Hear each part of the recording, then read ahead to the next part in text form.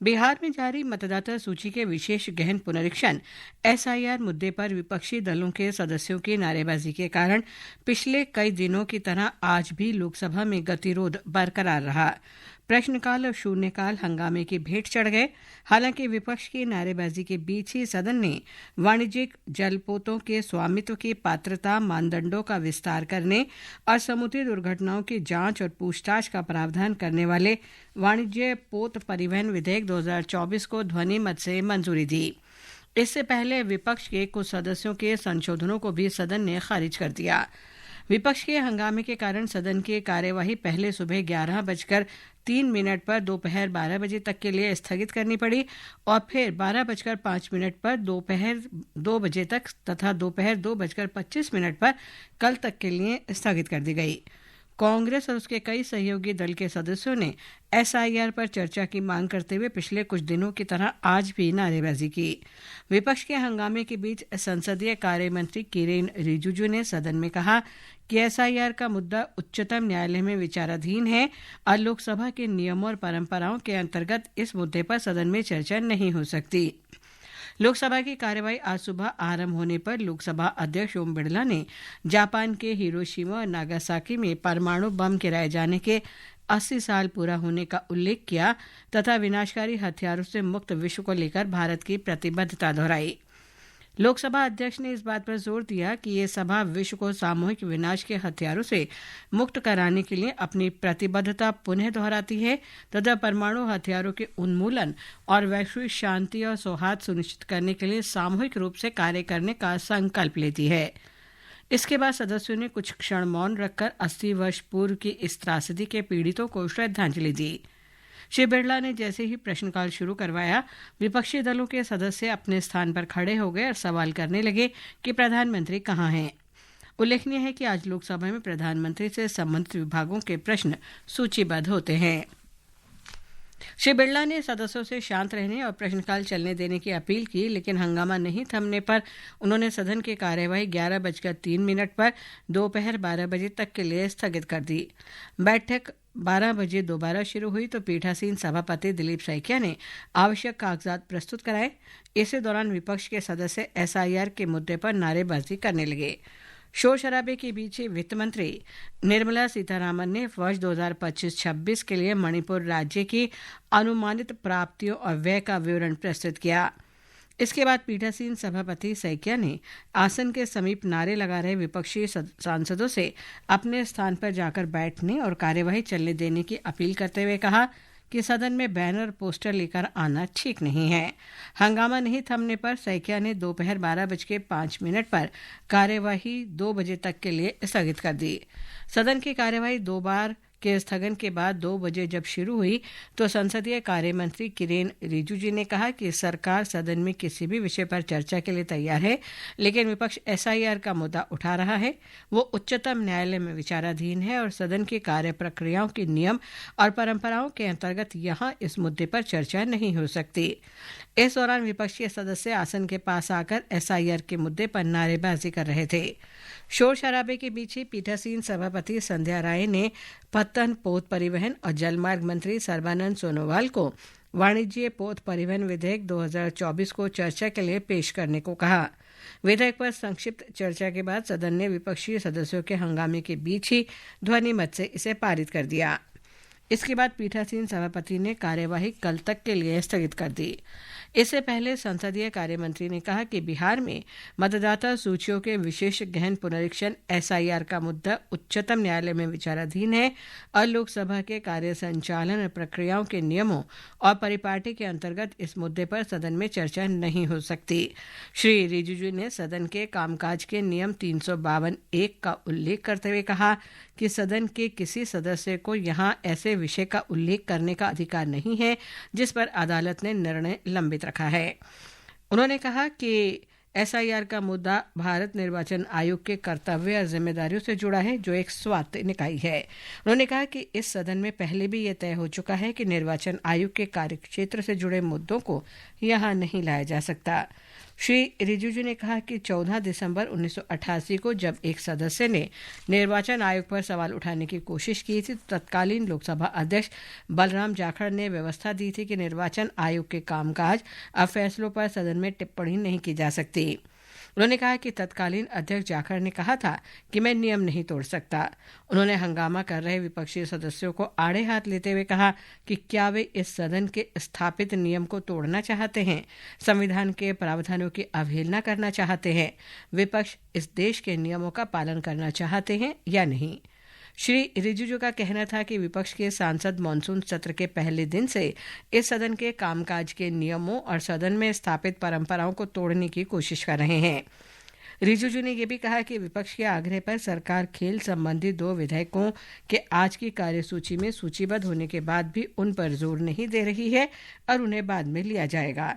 गौरतलब है कि कांग्रेस और कई अन्य विपक्षी दलों ने आज लोकसभा अध्यक्ष ओम बिरला को पत्र लिखकर आग्रह किया था कि लोकसभा की कार्यवाही में सूचीबद्ध खेल से संबंधित राष्ट्रीय खेल शासन विधेयक 2025 और राष्ट्रीय डोपिंग रोधी संशोधन विधेयक 2025 को संयुक्त संसदीय समिति के विचार के लिए भेजा जाए।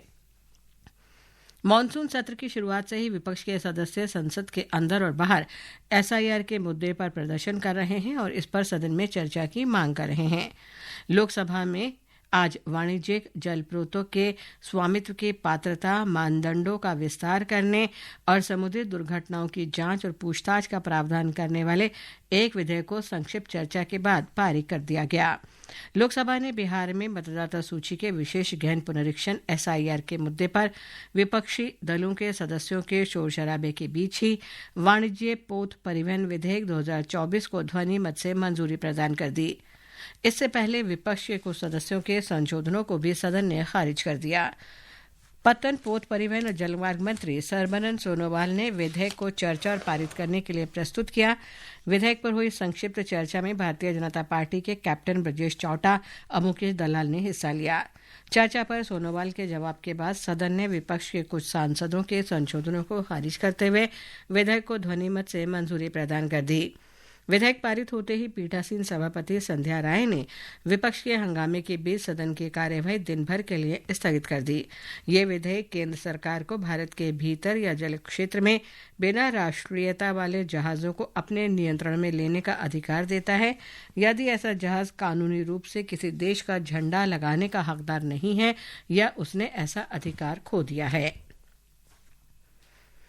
और अब सुनिए राज्यसभा में हुई कार्यवाही की समीक्षा। लेखक हैं यूनिवार्ता के संजीव राठी। भारत से शेष दुनिया के समुद्री बंदरगाहों तक माल ढुलाई की जिम्मेदारियों, देनदारियों और अधिकार तथा छूट से संबंधित प्रावधानों वाले समुद्री माल परिवहन विधेयक को आज राज्यसभा ने विपक्ष के हंगामे के बीच ध्वनि मत से पारित कर दिया। इसके साथ ही इस विधेयक पर संसद की मोहर लग गई। लोकसभा इस विधेयक को पहले ही पारित कर चुकी है। बिहार में मतदाता सूची विशेष गहन पुनरीक्षण प्रक्रिया को वापस लेने तथा इस मुद्दे पर चर्चा कराने की मांग कर रहे विपक्षी सदस्यों के हंगामे के कारण सदन की कार्यवाही पहले 2 बजे तक और फिर दिन भर के लिए स्थगित कर दी गई। सुबह के स्थगन के बाद जब अपराह्न 2 बजे सदन की कार्यवाही दोबारा शुरू हुई तो विपक्षी सदस्यों ने इसी मुद्दे को लेकर दोबारा हंगामा शुरू कर दिया। सदन ने हंगामे के बीच ही विपक्षी सदस्यों के संशोधनों को ध्वनिमत से खारिज करते हुए समुद्री माल परिवहन विधेयक को पारित कर दिया। पीठासीन उपसभापति भुवनेश्वर कलिता ने विधेयक पारित होने के बाद भी विपक्ष के सदस्यों का हंगामा जारी रहने पर कार्यवाही दिन भर के लिए स्थगित कर दी। इससे विधायी कार्यों की सूची में उल्लिखित तटीय जहाजरानी विधेयक 2025 पर चर्चा नहीं हो सकी। इससे पहले वित्त मंत्री निर्मला सीतारामन ने हंगामे के बीच ही राष्ट्रपति शासन के अंतर्गत चल रहे मणिपुर के लिए वित्त वर्ष 2025-26 के प्रस्तावित आय व्यय का ब्यौरा सदन में रखा। भूत परिवहन राज्य मंत्री शांतनी ठाकुर ने समुद्री माल परिवहन विधेयक 2025 पर हुई संक्षिप्त चर्चा का जवाब देते हुए पिछले 1 दशक में मोदी सरकार के नेतृत्व में बंदरगाह और पोत परिवहन क्षेत्र में हुई उल्लेखनीय प्रगति का उल्लेख किया। उन्होंने कहा कि 1 दशक में बंदरगाह क्षमता का तेजी से विस्तार हुआ है और इस कानून के बनने से इस क्षेत्र को बढ़ावा मिलेगा। विधेयक पर चर्चा में भाग लेते हुए भारतीय जनता पार्टी के राजदीप भट्टाचार्य ने कहा कि इस समय लागू कानून 100 साल पुराने पहले बना था और वो विदेशी मानसिकता पर आधारित है। नया कानून भारत के दुनिया की तीसरी सबसे बड़ी अर्थव्यवस्था बनने में सहायक होगा। टीएमसी एम केजी वासन ने विधेयक का समर्थन करते हुए कहा कि उनके राज्य तमिलनाडु में 3 बंदरगाह हैं जिन्हें इससे फायदा होगा। उन्होंने बंदरगाह सुविधाएं बढ़ाने में सहायता के लिए सरकार की प्रशंसा की। इससे पहले सुबह शून्यकाल के दौरान भी विपक्षी सदस्यों ने सदन में शोर शराबा किया। उपसभापति हरिवंश ने जरूरी विधायी दस्तावेज सदन के पटल पर रखे जाने के बाद बताया कि उन्हें नियम 267 के तहत कार्य स्थगन प्रस्ताव को 35 नोटिस मिले हैं। उन्होंने कहा कि ये सभी नोटिस नियमों के अनुरूप नहीं हैं, इसलिए इन्हें स्वीकार नहीं किया गया है। उनके इतना कहते ही विपक्ष के कुछ सदस्य अपनी सीट से उठकर जोर शोर से कुछ कहते हुए आसन की ओर आने लगे। उपसभापति ने सदस्यों से शांत रहने और सदन चलने देने की अपील की, लेकिन इसका असर न होते देख उन्होंने सदन की कार्यवाही 2 बजे तक के लिए स्थगित कर दी। इससे पहले सदन ने पूर्व राज्यपाल और सदन के पूर्व सदस्य सत्यपाल मलिक को श्रद्धांजलि दी। श्री हरिवंश ने सदन में आते ही कहा कि उन्हें बड़े दुख के साथ सूचित करना पड़ रहा है कि राज्यसभा के पूर्व सदस्य सत्यपाल मलिक का कल निधन हो गया। संसद के मॉनसून सत्र का ये तीसरा सप्ताह है और सदन में अब तक एक दिन भी शून्यकाल की कार्यवाही नहीं हो सकी है। प्रश्नकाल की कार्यवाही भी केवल एक दिन और वो भी हंगामे के बीच ही हुई थी।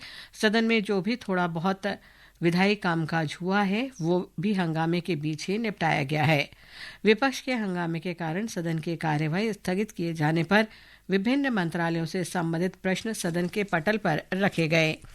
शिक्षा राज्य मंत्री डॉक्टर सुकांत मजूमदार ने कहा कि केंद्रीय विश्वविद्यालयों में विशेष भर्ती अभियानों के माध्यम से 12,230 से अधिक शिक्षण और गैर शिक्षण पदों को भरा गया है। इनमें से 1,616 अनुसूचित जाति के हैं, 803 अनुसूचित जनजाति के हैं और 2,624 अन्य पिछड़ा वर्ग के पद शामिल हैं। महिला और बाल विकास राज्य मंत्री सावित्री ठाकुर ने लिखित जवाब में जानकारी दी कि राष्ट्रीय महिला आयोग इस वर्ष मई से महिलाओं के लिए एआई साक्षरता कार्यक्रम यशोदा एआई को चला रहा है। इसके अलावा इससे डिजिटल समावेशन को बढ़ाने के साथ महिलाओं को साइबर सुरक्षा, डिजिटल गोपनीयता और सुरक्षित ऑनलाइन प्रथाओं के क्षेत्र में सशक्त बनाया जा सकेगा। इस कार्यक्रम के अंतर्गत ग्रामीण और अर्ध शहरी क्षेत्रों की लगभग 2,500 महिलाओं को अब तक प्रशिक्षण दिया जा चुका है।